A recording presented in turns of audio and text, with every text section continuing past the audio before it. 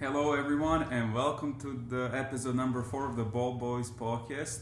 With me today, I have my friend Caleb. Caleb, how are you doing today, my friend? I'm doing great. Thanks for introducing me. We're gonna kind of flip the roles here. So you're gonna host this today because I've kind of taken over these first 3 episodes. So it's kind of your turn to get the ball rolling a little bit. But I'm just happy to be here. It's been a long week of school. We've got a lot to do. But I'm happy to be here and have some time to record. Before we start talking about a couple of stuff, we want to do a quick shout out. First shout out goes to Darko Novakovic and then my friends from Pines Village. I'm just going to shout out one person in particular. That's my parents. I know they've been spreading this podcast around back home. So thank you for that. And we hope you're listening here. Same for my parents as well. So, guys, let's start. So, the first thing we're going to talk about today is last night, Nuggets-Lakers game 3. Mm-hmm. Caleb, what are your thoughts on that? So, this was such an interesting game last night. And obviously, Nuggets won 114-106. Lakers were down by a good 18 points, 20 points, pretty much the whole game. And then all of a sudden, late came storming back. One of the things that stood out to me, LeBron James did not have that great of a game. It was kind of the opposite of Game 2. Game 2, he was good early and bad late. Last night in Game 3, he was bad for most of the first 3 quarters. But then in late, he picked it up and helped fuel the comeback. He's got to. I think he's got to be better than 23 points a game, in my opinion. 23 isn't bad but for LeBron's standard, it's not great. Also, AD only had 2 rebounds last night. Unacceptable after hitting that game winner, right? You got to come out and set the tone, I feel like. And he didn't do that. And also just a couple more stats I'm going to throw at you before we can get your thoughts. Game 3, they were 23% from three-point range, the Lakers were. In Game 2, they were 33%, and obviously won on a buzzer beater, kind of a close game. Game 1, they were 47%, right? So I think that three-point shot is going to be huge for them and determine their success. But what were your takeaways? Watching game last night, like you said, LeBron, he needs to 23 points per game is good, but for LeBron standards, it is much higher. And then Anthony Davis, he had 2 rebounds. Like, that needs to get better. But I was really surprised by Jeremy Grant last night. Yeah. He got 26 points. And he was huge absolutely. And I didn't expect this out of him. I expected maybe other players like Paul Millsap or Michael Porter to step in, but I mean, he scored more than Jokic, who got 22 points. So Denver played better last night. But and then you mentioned the 3-point shooting. I mean, game 1 they shot a 47%, and they won. And they won that pretty handily too.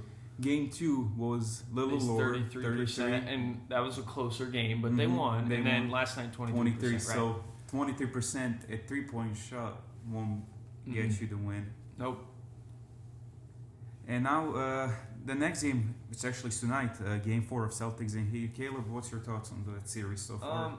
So you and I got to watch this game out on the big screen on Saturday outside. It was fun. It was kind of a fun little event they held for some students. I think the biggest takeaway from that game was easily that Gordon Hayward being back in the lineup is huge for the Celtics. And I know there's Celtics fans that I know that aren't big Gordon Hayward fans. He was huge in Game 3, and I think he's going to have to play another big role tonight if they want to win. I don't think they can afford to go down 3-1 either. I think this is another must-win game for them. I had Celtics in 7, so I think they're going to win tonight. But if the Heat want to win tonight, Jimmy Butler, and it's kind of the same as LeBron, he's got to score more. And Jimmy is the type of player that can impact the game without it doesn't have to score, but he's got to score more.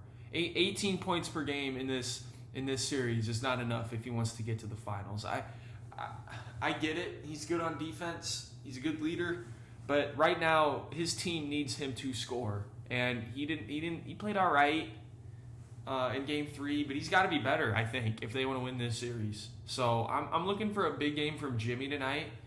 But yeah, I know you had who'd you have in this series again? Celtics. You had at Celtics beginning. in how many games? Celtics at 7. In 7. So we both have the same pick. But yeah, tonight's a huge game. You know, this is gonna decide whether they go, 4 or 5 or 6 games or 7. I think. Yeah, like Caleb mentioned, Jimmy Butler first. I agree with that. Last game, the game that they lost, he only had 17 points. That's not enough. Yeah, his defensive skills are pretty good, but 17 points from him is not good. But I was really surprised. I gotta throw this out there. I was really surprised by Hero. 22 points, and when they were down, he started hitting those threes and kind of momentum shifted. But then Celtics took over. But here's the key for Celtics tonight to win. If Jaylen Brown, Tatum, Kemba, and Marcus Smart can repeat 20 points again from the last game, and Gordon Hayward makes impact, Celtics are going to win tonight. Yeah. But if they do not repeat those same steps, I think he is talented to win tonight's game. What you're kind of saying is that they need to keep spreading that scoring around a little bit, kind of a balanced attack. Okay, I like that. And I agree. But I think Tatum's got to be the star of the team. But I do like what you're saying, because that has been the Celtics' strong suit for most of the year, is that they're a very deep team. They've got Kemba, who can score, get his own shot. Tatum, who can get his own shot. And I think Hayward, when healthy, can get his own shot as well. So I like that. The next thing we are going to mention is, it came up, we got the news yesterday, Central Michigan president, decision on Mid-American Conference fall football coming soon. Caleb, what are your thoughts on that? So this is interesting. As a lot of you guys have seen across the country, college football conferences have decided to play. And the Big Ten initially said they weren't going to play, but now they are going to play an eight game, I think it's an 8-game schedule. And so now the MAC, there was talk earlier last week about the president's meeting on Saturday, September 19th. So they had that meeting, and apparently, from what's reported from the Detroit Free Press, the report is that the Central Michigan president said there should be a decision coming soon. So this is interesting. This obviously impacts us. I mean, we're at Ball State. If I think at this point, and I think you're seeing with all these conferences, if the administration believes that it is safe to play, then I think we have to trust them in that, and trust them that they have a plan. It's hard for us to say, if it's safe or not. I think they're the ones doing the research about it.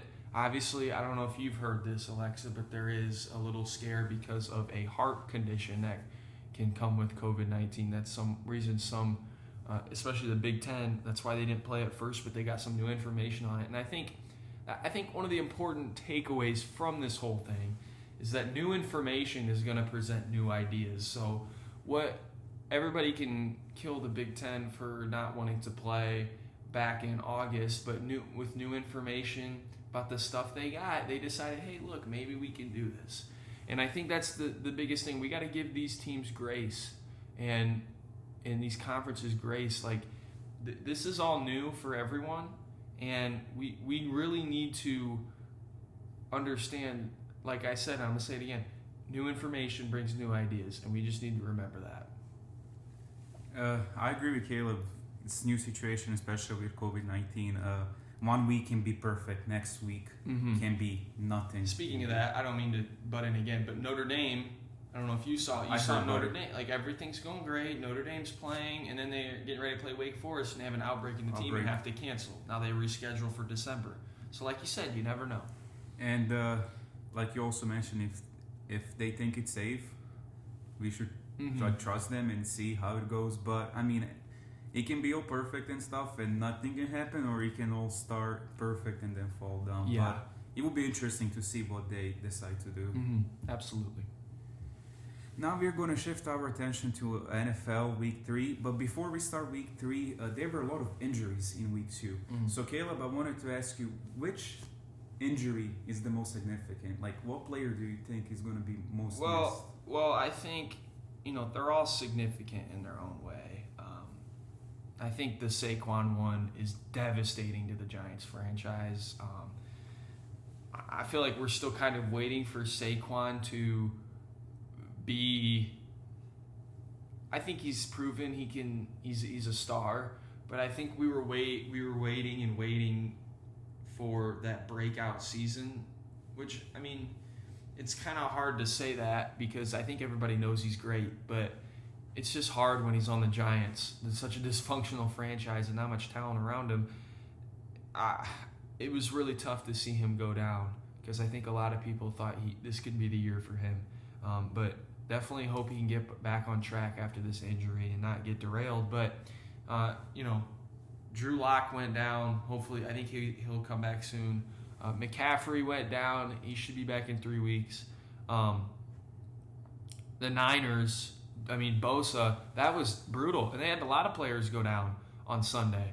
And there were complaints about the turf at MetLife Stadium. I want to talk about my team for a second, though, Alexa.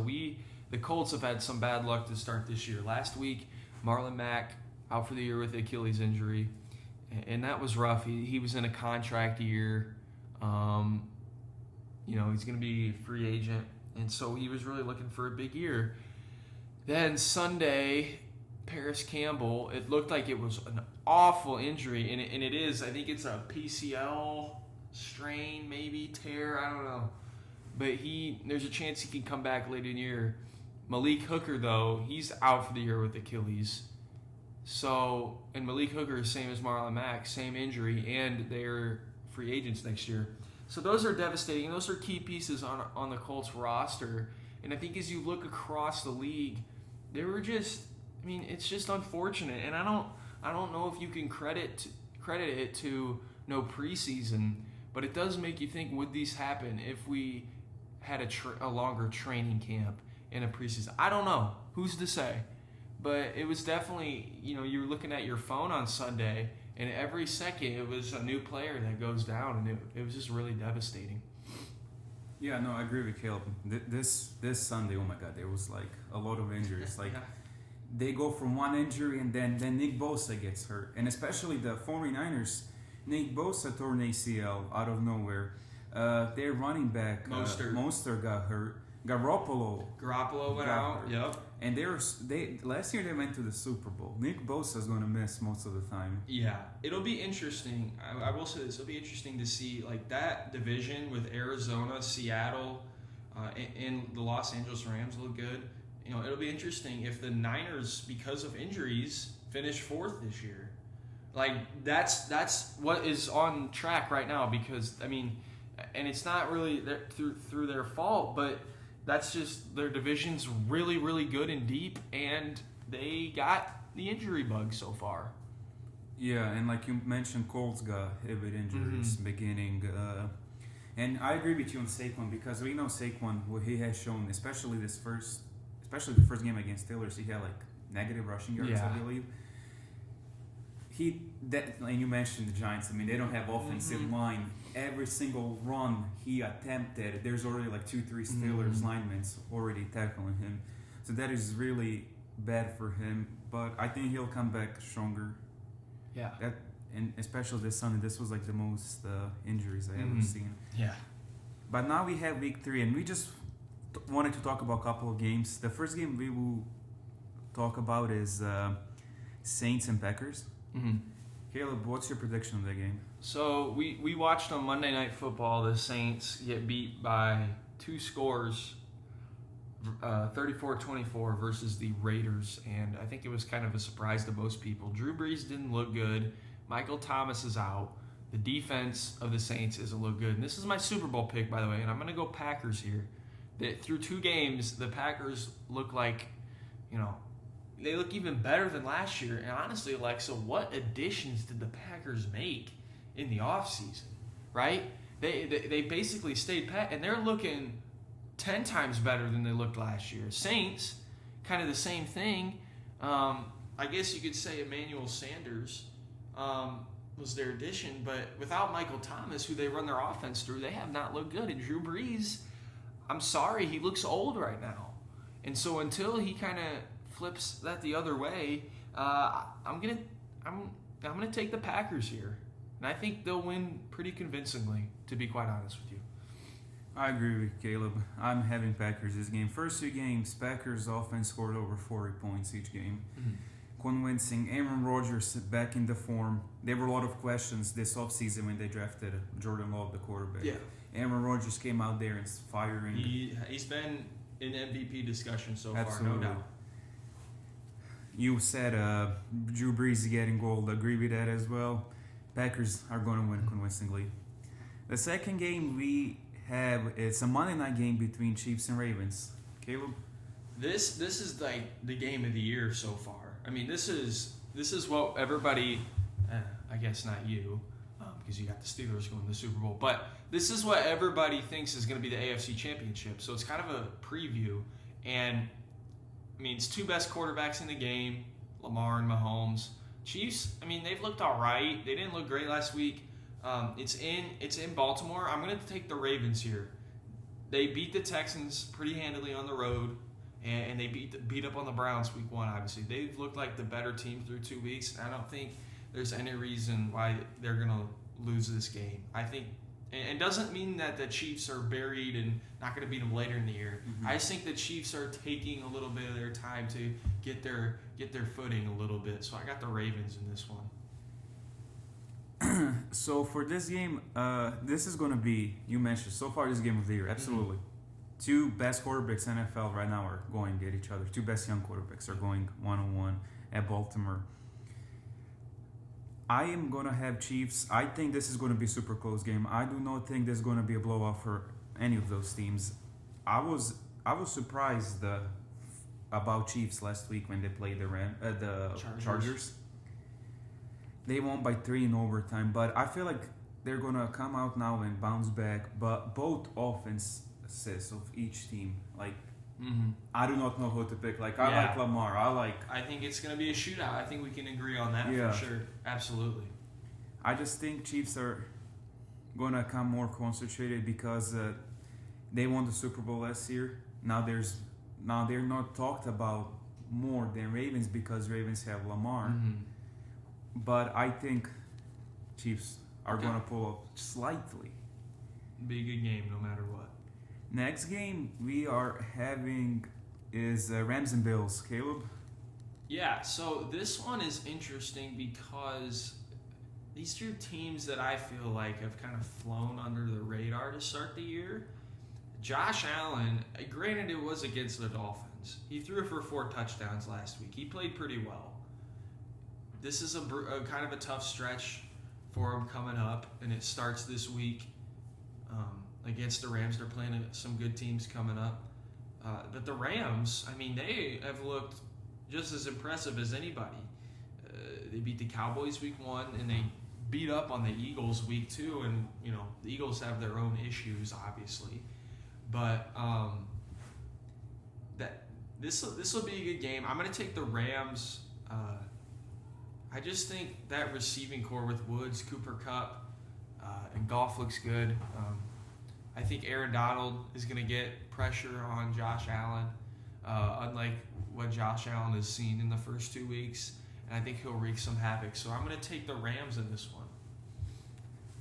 one. For this game, I'm picking up Bills to win in another close game. Something that I saw, and you didn't mention, like, Bills played Dolphins and stuff, but here's something that I realized especially about Josh Allen. First year as a rookie, he had around like 50% completion. Second year was a little bit better, but still not good. And throughout this week, he's around like 70% completion. And that's the difference. And that is the difference. I do like the addition of Stephon Diggs they have, and Brown, the receiver, John Brown. John Brown is always open. That's what they say in Buffalo. But here's something I like about Rams, that defense. Aaron Donald is going to bring the pressure. Donald, every game, he's going to do some big play. And you mentioned they did beat up on Eagles in week 2 and beat Cowboys in week 1.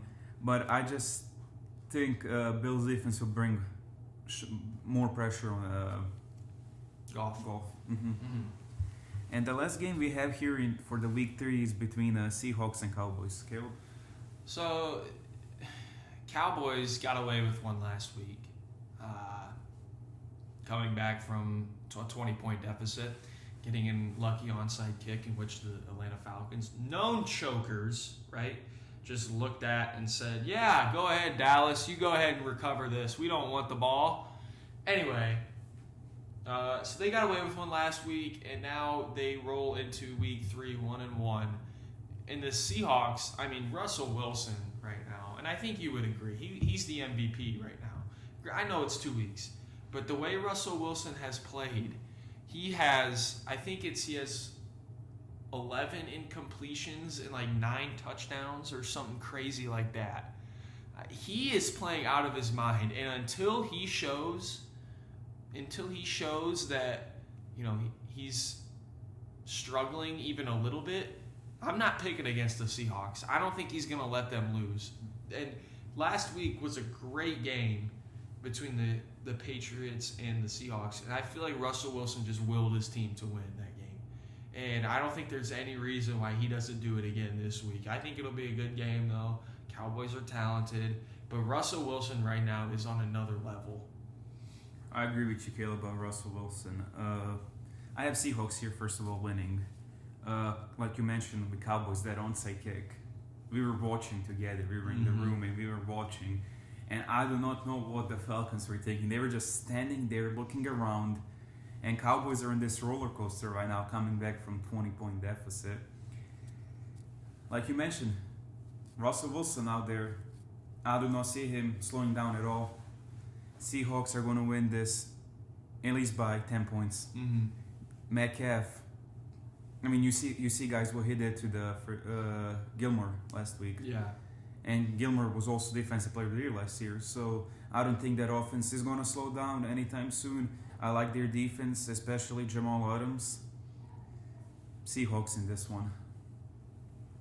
Caleb, anything else you want to add? I think I do want to add this. I'm sure some of my close friends know, and probably some of your close friends know, both of us last week called into Nick Wright's radio show, and it was a cool experience. And I personally asked him some advice because this is a field I want to go into, sports broadcasting.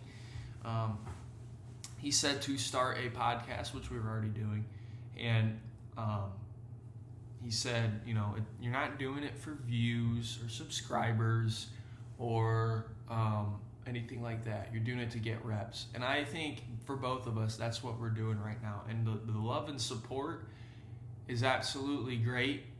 But my point is, we're going to keep doing this no matter who's subscribing or who's not. And so it's been a lot of fun. It's been a lot of fun with you, Alexa, and we're going to keep doing this because I think we're getting better at it. I think we're both doing a good job of not speaking in generalities as a lot of people do. We're providing substance and facts, and I'm looking forward to where this goes. And we got a big week coming up with a chance to get on the radio station here. Absolutely. So when we do, because I think we got a good shot, and I'm going to speak it into existence. We'll let you guys know how you can access the show. I think we'll still do something like this that we can put out on YouTube, but you can also listen to us live, hopefully, fingers crossed. So, I just think it's about getting reps. I think we're doing a great job of that. And hopefully you guys are learning stuff too. And if you have any questions that you'd like us to answer about anything, sports related or not, college life, whatever, just put it in the comments of this video. We'd be happy to answer. So absolutely. And just to add to the Caleb, that talk with Nick, that was so nice. Like however he started like us. He kept on working, and he reached his goals. So that was pretty cool to hear from him. Made us happy. Made us smile. Yes, sir. Thank you guys for listening to us today, and have a good rest of your day. See ya.